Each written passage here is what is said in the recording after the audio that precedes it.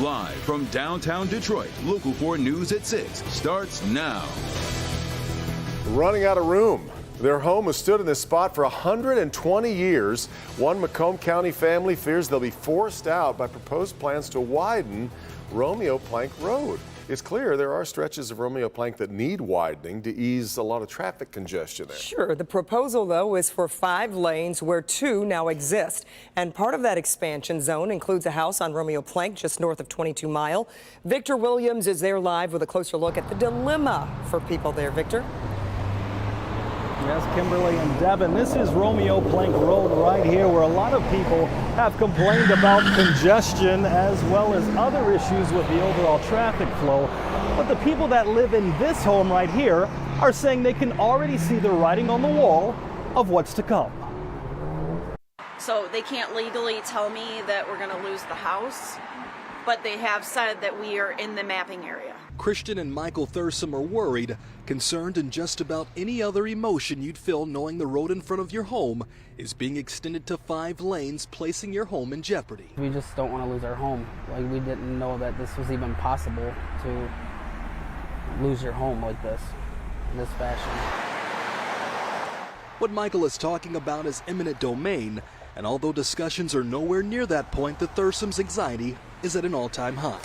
They were just given an environmental assessment so that those in charge of the project can review for what the next steps of construction will be. They could add another lane into, right now, 1 lane and keep our house.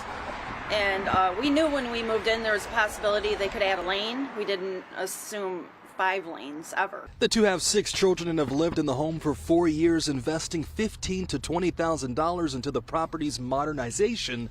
Apparently, it was built in the year 1900. We spent a lot of money. We just bought a brand new furnace last year for $7,000. The other issue is, where does the family go from here at a time when prices are soaring through the roof? We have a half acre back there. Where do you get that in Macomb Township? We like where we're at. This is like the city, and then our backyard, there's woods, trails.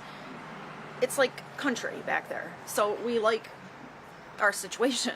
We don't want it to change.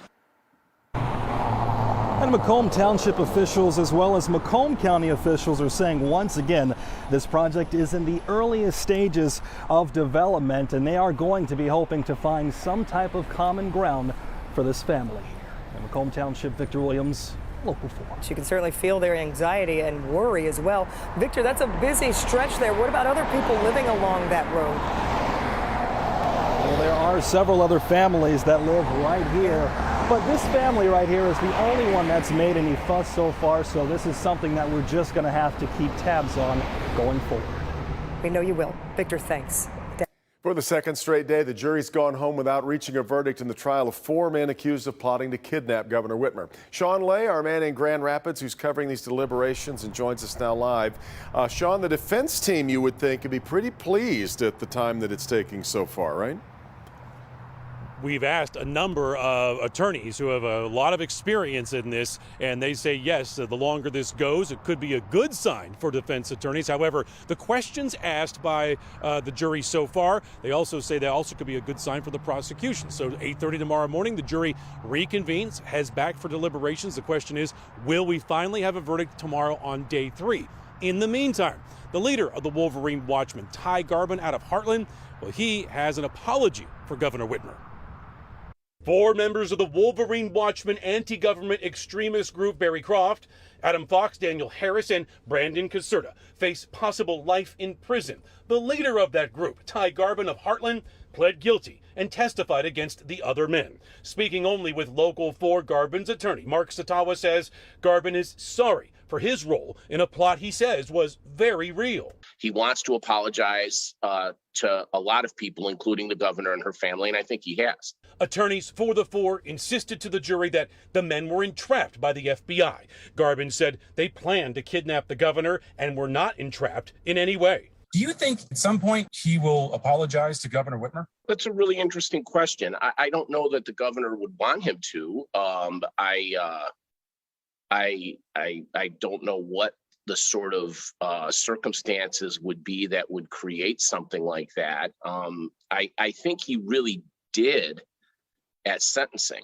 I mean, I thought his allocution at sentencing was very poignant in terms of how many people he let down and how sorry he was. And one of the people he specifically mentioned was the governor. And I guess even more than the governor, he directly apologized and recognized the fear that he caused in the governor's family and her children.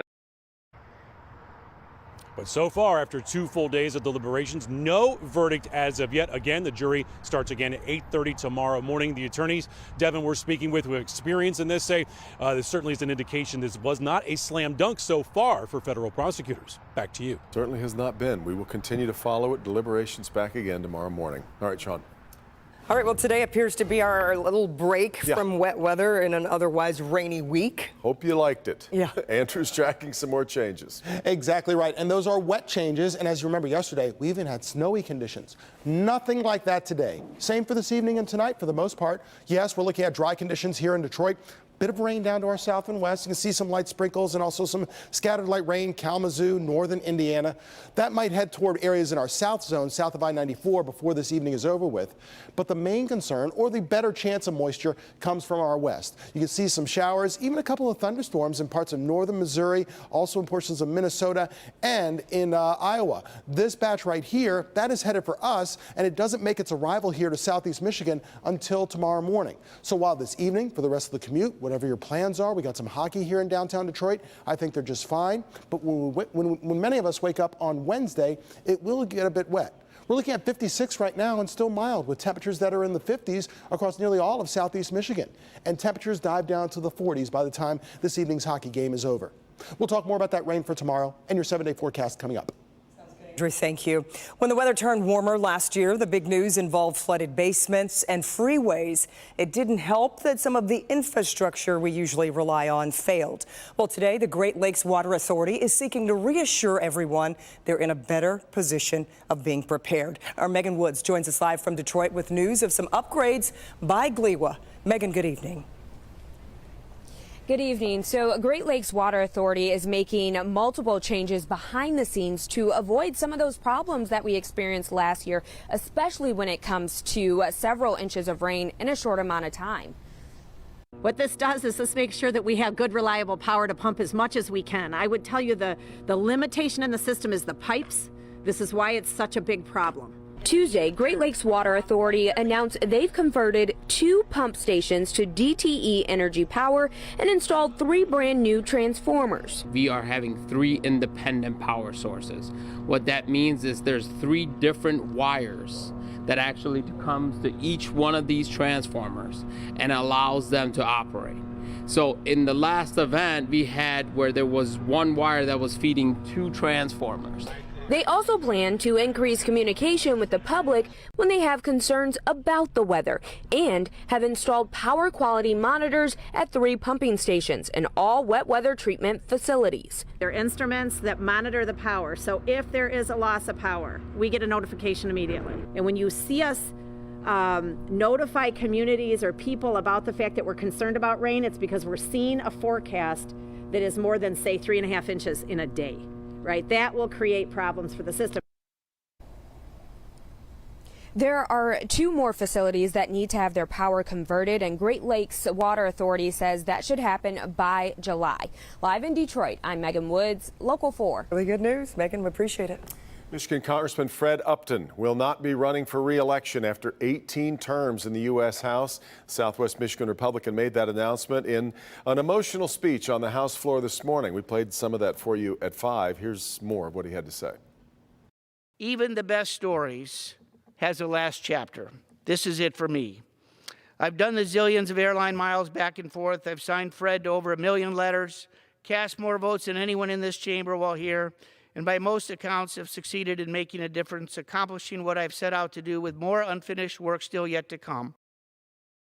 Upton was one of 10 Republicans who voted to impeach former President Trump over the January 6th insurrection. Because of redistricting, Upton was forced to run against another Congressman, Bill Huizenga. Huizenga was endorsed by Trump last month. Upton has been in Congress for 35 years. Detroit City Council officially approves the sale of recreational marijuana. The state approved adult use marijuana back in 2018. Today, council members approved the recreational marijuana ordinance 8-1 and takes effect immediately. A total of 100 retail licenses will be issued in phases, and a lottery system will be used as well. Officials say equity applicants will be put on a separate track, giving legacy Detroiters favored status. Some people are getting away with a COVID crime spree on the backs of other hardworking Americans. You may remember the Paycheck Protection Program aimed at helping struggling businesses during the pandemic. Saved millions of jobs, but in some cases, people lied to get those loans. One fraudster claimed he ran a farm. The farm didn't even exist. It was just his house. Ahead on Nightly News tonight, the fleecing of America. You'll find out why law enforcement officials say most people who stole COVID relief money will probably get away with it. Wow. That's ahead at 6:30 on NBC Nightly News with Lester Holt. Okay, we'll be looking forward to that. And a neighborhood crime alert involving a dating app and a meetup that went very wrong. Also, here's Dr. Frank McGeorge. Frank? We know pregnancy can increase the risk of severe COVID complications, but now we're learning more about just how devastating the virus can be for an unborn baby. I'm Dr. Frank McGeorge. What new research is revealing about the risk inside the womb? Coming up.